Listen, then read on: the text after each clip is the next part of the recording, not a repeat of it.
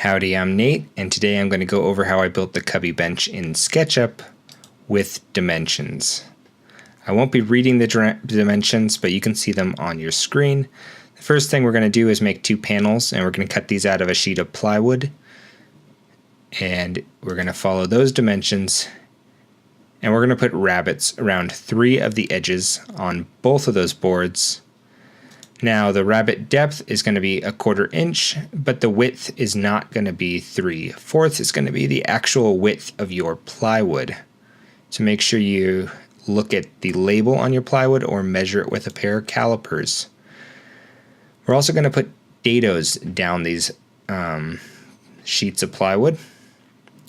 And those dados will be the width, again, of your plywood. And the way I spaced my dados was from the rabbet edge to the beginning of the next dado. And if you're using my dimensions, then a good distance would be that what you see on the screen. Now the other dado is done similarly from the other rabbet edge, and that will give you a nice equal spacing between here with some small variance depending upon the size of your plywood, the width of it. Another plywood panel to be cut out.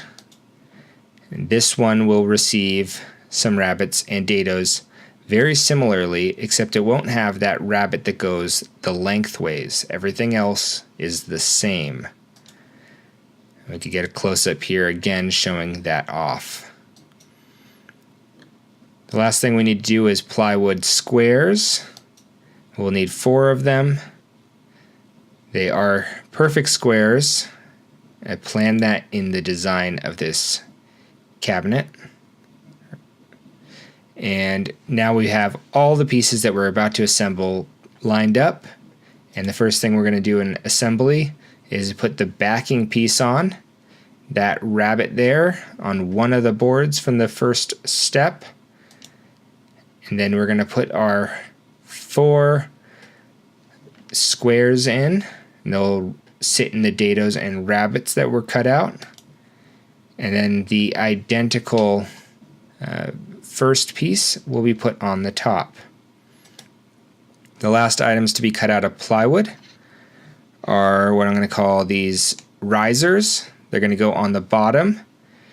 And what they're going to do is just raise the cubby bench up just a little bit, so that way we can put some nice trim on it.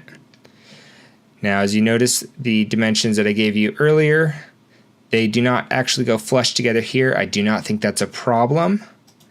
But if you want, attach the long pieces first and then measure that distance between them, and you'll come up with a better length, more specific for your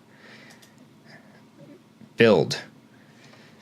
With some 1x2 pine, we're going to cut out 2 strips, and these strips are trim work on the front of the cubby bench to go horizontally on the bottom and top of our current build and process. Now we're going to need some same 1x2 strips, and these are going to be cut out for the purpose of vertical coverings of the cubby holes. Now the length of these pieces is different depending upon the width of your plywood. So if your plywood is thicker or thinner, you're going to want to take the measurements directly from the box, from the bottom trim piece to the top trim piece, perhaps even on each one, because you might have an 1/8 of an inch variance if you don't line it up perfectly, which few people can, myself included, as those who are not able to do it. I'm just showing you some flush work and how these pieces sit up together. Popped out of there just a second. So we have a little bit of overlap here for these vertical pieces from the interior view, and the outside ones have even more overlap, but that's okay. I think it looks lovely the way it is. Next thing we're going to need to do is cut some wood lath. This is a type of wood product that is used to make lattice. It's about 5/16 thick, and 1.5 wide. It's the same 1.5 that we're using on the 1x2s because, as you might know, 1x2 is the common name, but the actual dimension is more like 3/4 by 1.5. And those lath pieces will be put on horizontally on the ends. And you can notice how they come over and cover up that bottom trim piece. Once again, depending upon the width of your plywood, this dimension will be inaccurate if it's not exactly 3/4 of an inch, and few plywood actually is. So you'll want to take that dimension from your actual box, measure that distance between the horizontal laths and cut it out just for that, and similarly on the other side. The last major component is that of the panel for the seat, and I actually had to glue up 2 pine boards together in order to make one that was wide enough to fit. So you might have to do that unless you have a large chunk of coin in your pocket, and you could place that on. Now I placed it flush on the back, and I did an inch overhang on all 3 sides. The last thing to do is an optional molding.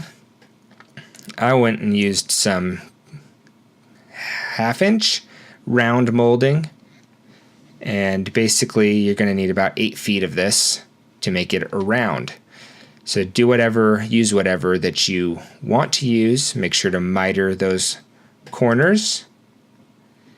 And these are the measurements. The internal ones might be the most useful for you.